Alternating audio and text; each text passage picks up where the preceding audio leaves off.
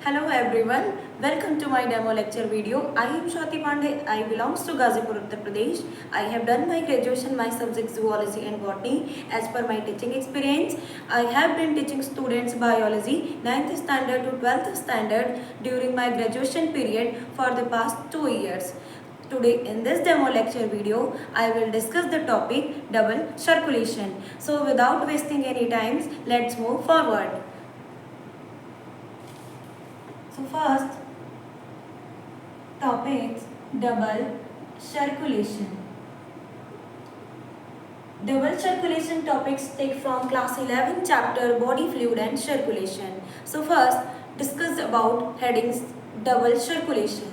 So double means twice and circulation refer terms the movement of blood throughout the body, heart to blood vessels in which exchange of gases, nutrient and waste materials also. So this is the definitions of circulation. Double circulation terms, double circulation जो process है इसमें हम पूरे heart के functions को समझेंगे और आपकी बॉडी में ब्लड कैसे फ्लो होता है, हार्ट कैसे फंक्शन करता है, इन चीज़ों के बारे में हम डिस्कस करने वाले हैं। तो सबसे पहले डिस्कस करते हैं यहाँ पे बेटा, सबसे पहले यहाँ पे ये देखो, ये है एल्वोलाई। एल्वोलाई जो है ये, इसके बारे में आप पिछले चैप्टर रेस्पिरेशंस में पढ़ा होगा। एल्वोलाई जो है ये लंग्स का पार्ट है, ये बलून लाइक स्ट्रक्चर है, यहाँ पे एक्सचेंज ऑफ गैसेस होती हैं। कैसे, वो देखते हैं। ये एल्वोलाई है, यहाँ पे एटमॉस्फेयर से नॉस्ट्रल्स के थ्रू ऑक्सीजन को लिया गया है।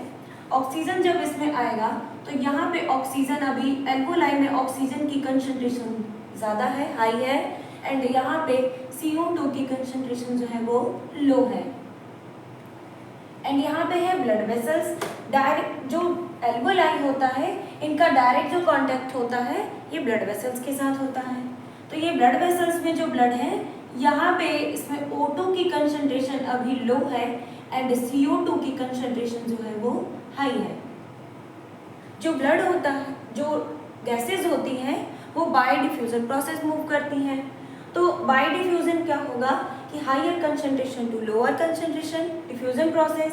यहाँ पे higher concentration to lower concentration, oxygen कहाँ मूव करेगा, ऑक्सीजन मूव करेगा ब्लड वेसल्स मीन्स ब्लड के अंदर।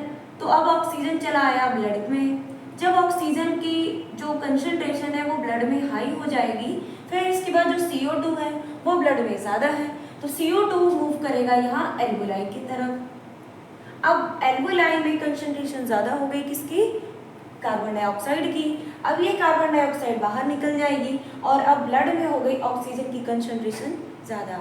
इस ब्लड को हम कहेंगे ऑक्सीजनेटेड ब्लड। जब ब्लड के अंदर O2 की कंसंट्रेशन हाई हो जाए तो उस ब्लड को हम कहते हैं ऑक्सीजनेटेड ब्लड। अब ये ऑक्सीजनेटेड ब्लड आएगा लंग्स से कहाँ पे, हार्ट की तरफ। हार्ट, और वो कौन सी ब्लड वेसल्स लेकर के आएगी, वो एक ब्लड वेसल से जिसका नेम है पल्मोनरी वेन। वैसे तो बात, जो ऑक्सीजनेटेड ब्लड होता है वो आर्टरी के अंदर फ्लो होता है, बट पल्मोनरी वेन एक ऐसी एक्सेप्शन ब्लड वेसल्स है जिसके अंदर, ये है तो वेन्स बट इसके अंदर डीऑक्सीजनेटेड ब्लड फ्लो होता है, ये एक एक्सेप्शन है। अब हार्ट की बात करते हैं। हार्ट में 4 चैम्बर्स होते हैं, मैमेलियंस एंड एवियंस हार्ट में 4 चैम्बर्स हार्ट होते हैं। यहाँ पे जो अपर के दो चैम्बर्स होते हैं, इन दोनों चैम्बर्स का नेम है एट्रियम। इन दोनों चैम्बर्स का नेम है एट्रियम। इन दोनों एट्रियम चैम्बर्स को हम रिसीविंग चैम्बर कहते हैं। रिसीविंग चैम्बर क्यों कहते हैं, क्योंकि ये ब्लड को रिसीव करते हैं। जो लेफ्ट एट्रियम है ये ब्लड रिसीव करता है लंग्स से, एंड जो राइट एट्रियम है ये ब्लड रिसीव करता है होल बॉडी पार्ट से deoxygenated blood. Left atrium oxygenated blood receive करती है। बच्चे बहुत बार कंफ्यूज हो जाते हैं कि ये कैसे हम लर्न करेंगे, तो आप ऐसे इसको लर्न कर सकते हो। एक ट्रिक है LORD, लॉर्ड के through. L for left, A for oxygenated, R for right and D for deoxygenated. So heart का जो लेफ्ट वाला जो चैम्बर है, हार्ट का जो लेफ्ट साइड है उसमें ऑक्सीजनेटेड ब्लड फ्लो होता है, एंड हार्ट का जो राइट वाला साइड है उसमें डीऑक्सीजनेटेड ब्लड फ्लो होता है। अब बात करते हैं ये कैसे फंक्शंस होगा इसमें। पहले आपके पल्मोनरी वेन्स के थ्रू जो ऑक्सीजनेटेड ब्लड है वो आएगा कहाँ पे, लेफ्ट चैम्बर आपकी आर्टरिया में, एट्रियम में आएगा और आर्टरिया में जाती, अब ये आर्टरिया में आया, फिर आर्टरिया क्या करेगी, कॉन्ट्रैक्ट करेगी। जब ये कॉन्ट्रैक्ट करेगी तो ब्लड कहाँ आएगा, लेफ्ट वेंट्रिकल में। अब ये लेफ्ट वेंट्रिकल में आया, लेफ्ट आर्टरिया एंड लेफ्ट वेंट्रिकल के बीच में एक वॉल्व प्रेजेंट होती है, उस वॉल्व का नेम है bicuspid valve. Bicuspid valve left atrium and left ventricle के बीच में प्रेजेंट होती है and right atrium and right ventricle के बीच में एक वॉल्व प्रेजेंट होती है, इसको कहते हैं ट्राइकस्पिड वॉल्व। जब लेफ्ट एट्रियम में ब्लड बहुत ज़्यादा फिल हो जाएंगे, जब ये फिल करेगा तो इसके बाद ये होगा कॉन्ट्रैक्ट एंड फिर ब्लड आएगा लेफ्ट वेंट्रिकल में। अब बात करते हैं कि अब ये लेफ्ट वेंट्रिकल भी क्या करेगा, कॉन्ट्रैक्ट करेगा, इसे हम सिस्टोल कहते हैं। आप ऐसे समझो, ये मेरे पास एक छोटा बॉटल है, इसमें मैंने वाटर को फिल कर रखा है।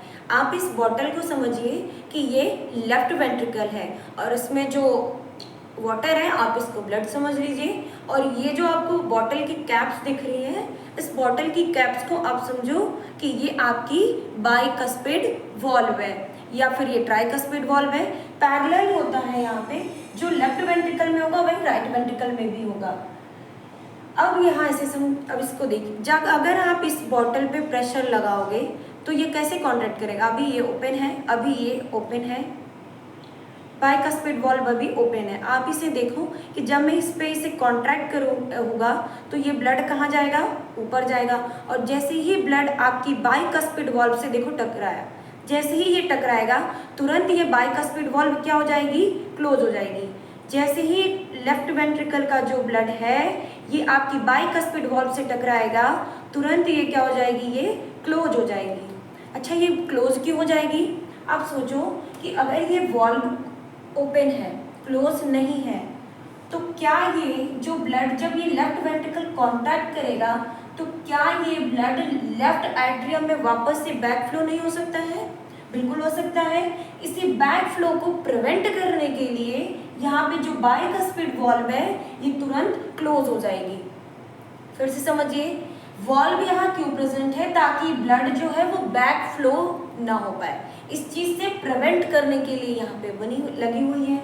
तो सबसे ये पहले अभी ओपन थी लेफ्ट एट्रियम, ये जो बाइकस्पिड वॉल्व है, जब लेफ्ट एट्रियम से ब्लड लेफ्ट वेंट्रिकल में आया तो ये क्लोज थी, बट जैसे अब वेंट्रिकल के कॉन्ट्रैक्ट होने का टाइम आया तुरंत ये क्या हो गई, ये बंद हो गई। जैसे ही ये वेंट्रिकल कॉन्ट्रैक्ट करेगा और ब्लड खाली जगह जाने की कोशिश करता है हमेशा, तो ये जैसे ही जाएगा तुरंत टकराएगा इससे और ये हो जाएगी बंद।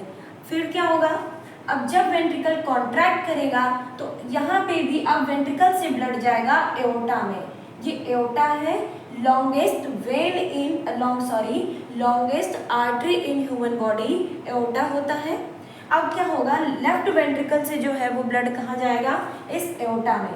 तो लेफ्ट वेंट्रिकल और एओर्टा के बीच में एक वॉल्व प्रेजेंट है, इसको कहते हैं एओर्टिक सेमील्यूनर वॉल्व, एओर्टिक सेमील्यूनर वॉल्व कहते हैं।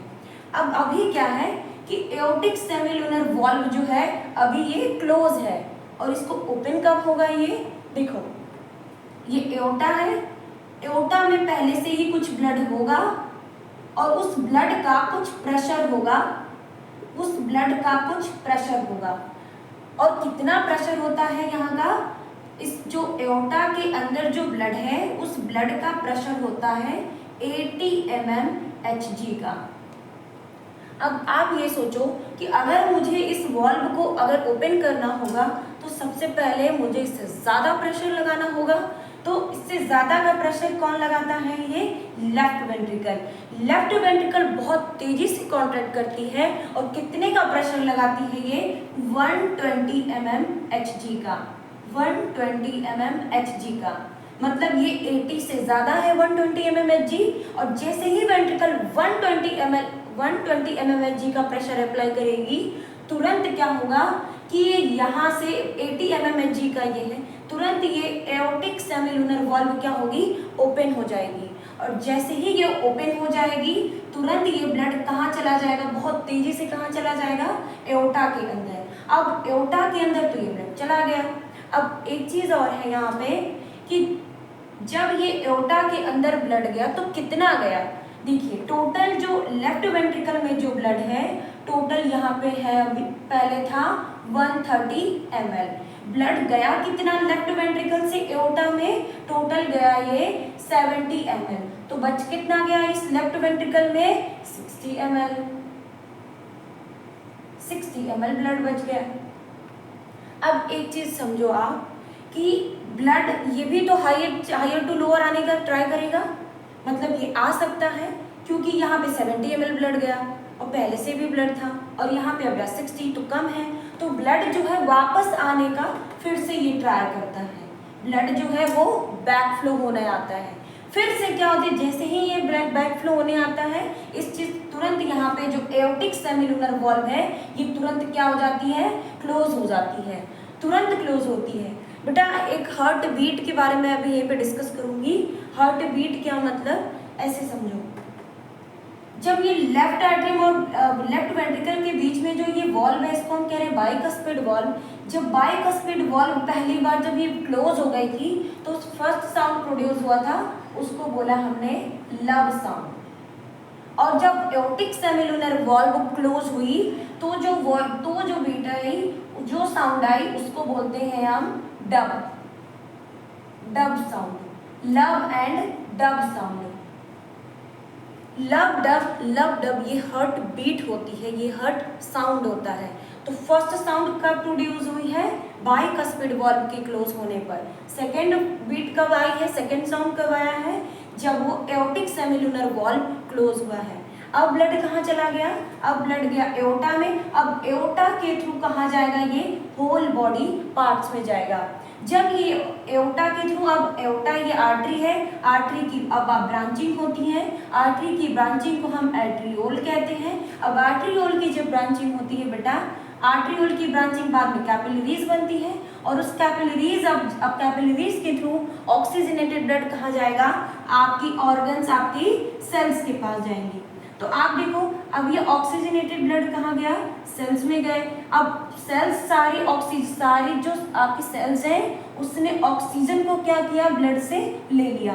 अब ऑक्सीजन तो चला गया ब्लड के अंदर, सॉरी सेल के अंदर, लेकिन जैसे ही ऑक्सीजन लेगी सेल तो यहाँ से ये क्या निकालेगी, यहाँ से रिलीज करेगी कार्बन डाइऑक्साइड। अब ब्लड कैसा हो गया, अब ब्लड के अंदर CO2 की कंसंट्रेशन हो गई हाई।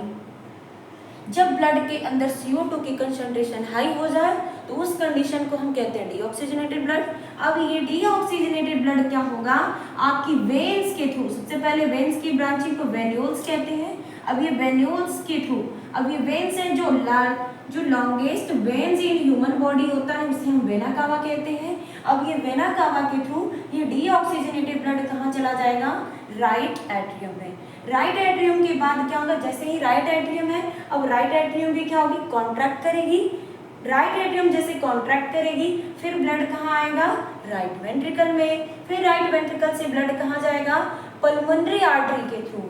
वैसे मैंने आपको बताया था कि आर्टरी के अंदर तो ऑक्सीजनेटेड ब्लड फ्लो होता है, लेकिन ये एक ऐसी आर्टरी है, ये भी एक एक्सेप्शन है कि पल्मोनरी आर्टरी एक ऐसी ब्लड वेसल्स है, एक ऐसी आर्टरी है जिसके अंदर डीऑक्सीजनेटेड ब्लड फ्लो होता है। इसे भी आपको याद रखना होगा, ये भी एग्जाम के पॉइंट ऑफ व्यू से इम्पोर्टेंट है। अब ये पल्मोनरी आर्टरी के थ्रू अब ये ब्लड डीऑक्सीजनेटेड कहाँ जाएगा, ये जाएगा वापस से लंग्स में। और लंग्स में जैसे ही ये जाएगा सारी कार्बन डाइऑक्साइड चली जाएगी एल्वोलाई में, एल्वोलाई के थ्रू चली जाएगी बाहर और फिर से ये ब्लड हो जाएगा ऑक्सीजनेटेड। मतलब कि लंग्स का काम होता है ब्लड का ऑक्सीजनेशन करना। ठीक है, मैं एक बार फिर से रिपीट करती हूँ, आप इस चीज़ को एक प्रिंट आउट है, आप इससे समझ लीजिए। ये देखो, ये मेरे पास एक प्रिंट आउट है, आप इसको देखो, कलरफुल प्रिंट आउट है। ये देखो, ये डबल सर्कुलेशन का, ये पल्मोनरी आर्टरी, ये देखो ये लंग्स है आपके। लंग्स से क्या हुआ, पल्मोनरी वेन ने ब्लड लेकर आई कैसा, ऑक्सीजनेटेड ब्लड, आप देख सकते हो कि जो ऑक्सीजनेटेड ब्लड को है रेड कलर से इंडिकेट किया गया है एंड डीऑक्सीजनेटेड ब्लड को ब्लू कलर से। लंग से पल्मोनरी वेन ब्लड लेकर आई हार्ट के पास, हार्ट में कहाँ लेकर आई, लेफ्ट एट्रियम में, लेफ्ट एट्रियम के बाद कहाँ लेके गई, लेफ्ट वेंट्रिकल में, लेफ्ट वेंट्रिकल ने कॉन्ट्रैक्ट किया। अब ये लॉन्गेस्ट आर्टरी एओर्टा के थ्रू कहाँ गई, आपकी सेल्स में गई। अब सेल्स में क्या हुआ कि इसके सारी सेल्स ने क्या किया कि ब्लड के सारे ऑक्सीजन को ले लिया और इसने कार्बन डाइऑक्साइड रिलीज किया। अब ब्लड हो गया वापस से कैसा, डीऑक्सीजनेटेड। अभी डीऑक्सीजनेटेड ब्लड क्या होगा कि आपकी लॉन्गेस्ट वेन वेना कावा के थ्रू कहाँ चला जाएगा, राइट एट्रियम में, राइट एट्रियम के बाद कहाँ जाएगा, ये राइट वेंट्रिकल में, और राइट वेंट्रिकल के थ्रू फिर पल्मोनरी आर्टरी के थ्रू चला जाएगा ये आपके लंग्स में, और लंग्स में क्या होगा, इसका ऑक्सीजनेशन होगा। तो ये था ये डबल सर्कुलेशन। मैं एक बार फिर से रिपीट कर देती हूँ, एक बार कंक्लूजन कर लेते हैं। हमने देखा सबसे पहले डबल सर्कुलेशन। डबल सर्कुलेशन इसे क्यों कहते हैं, क्योंकि हार्ट में 2 बार ब्लड आता है। हार्ट में 2 बार ब्लड कहाँ से आता है, पहली बार आता है एक बार आता है आपके लंग से ऑक्सीजनेटेड ब्लड लेफ्ट एट्रियम में, और एक बार ब्लड आता है आपकी होल बॉडी पार्ट से डीऑक्सीजनेटेड ब्लड राइट एट्रियम में। इसीलिए इसको हम डबल सर्कुलेशन कहते हैं। एक पॉइंट और है, लंग्स एंड हार्ट के बीच के जो सर्कुलेशन होता है, लंग्स का दूसरा नाम पल्मोनरी होता है। लंग्स एंड हार्ट के बीच का जो सर्कुलेशन होता है इसको हम पल्मोनरी सर्कुलेशन या पल्मोनरी सर्किट कहते हैं, पल्मोनरी सर्कुलेशन कहते हैं। हार्ट और होल बॉडी पार्ट के बीच के सर्कुलेशन को हम सिस्टमिक सर्कुलेशन कहते हैं। हार्ट और होल बॉडी पार्ट के बीच के सर्कुलेशन को हम सिस्टमिक सर्कुलेशन कहते हैं। एक बार फिर से रिपीट करते हैं। सबसे पहले ऑक्सीजन आया कहाँ से, एटमॉस्फेयर से। एटमॉस्फेयर से जब आपने ऑक्सीजन को लिया, इनहेल किया है, अब वो लंग्स में आया, कहाँ, लंग्स की एल्वोलाई में। एल्वोलाई जो है ये बलून लाइक स्ट्रक्चर है, इसमें मेनली एक्सचेंज ऑफ गैसेज होता है। एल्वोलाई में क्या हुआ, ऑक्सीजन की कंसंट्रेशन ज़्यादा है और CO2 की कंसंट्रेशन लो है, तो higher concentration to lower concentration gases move करती हैं। तो ये लंग्स के आया कहाँ से, आपके ब्लड वेसल्स में चली आई ऑक्सीजन। अब ऑक्सीजन का लेवल हो गया ब्लड में ज़्यादा। अब ऑक्सीजन की कंसंट्रेशन जब हाई हो जाएगी तो ब्लड हो जाएगा आपका ऑक्सीजनेटेड। अब ये ऑक्सीजनेटेड ब्लड पल्मोनरी वेन के थ्रू कहाँ आएगा, हार्ट में। हार्ट में कहाँ आएगा, हार्ट के लेफ्ट एट्रियम में आएगा। किसके थ्रू, पल्मोनरी वेन के थ्रू। जब आपकी लेफ्ट एट्रियम कॉन्ट्रैक्ट करेगी तो ब्लड कहाँ आएगा, लेफ्ट वेंट्रिकल में। जब लेफ्ट एट्रियम कॉन्ट्रैक्ट करेगी तो ये बाइकस्पिड वाल्व ओपन हो जाएगी। जब ये बाइकस्पिड वाल्व ओपन हो जाएगी तो ब्लड कहाँ आ जाएगा, लेफ्ट वेंट्रिकल में। अब लेफ्ट वेंट्रिकल का टाइम है कॉन्ट्रैक्ट होने का, तो लेफ्ट वेंट्रिकल जैसे ही कॉन्ट्रैक्ट करना शुरू होगा, जैसे ही ये कॉन्ट्रैक्ट करेगा और ये ब्लड जैसे ही आपके बाइकस्पिड वाल्व से टकराएगा, तुरंत ये बाइकस्पिड वाल्व क्या हो जाएगी, क्लोज हो जाएगी।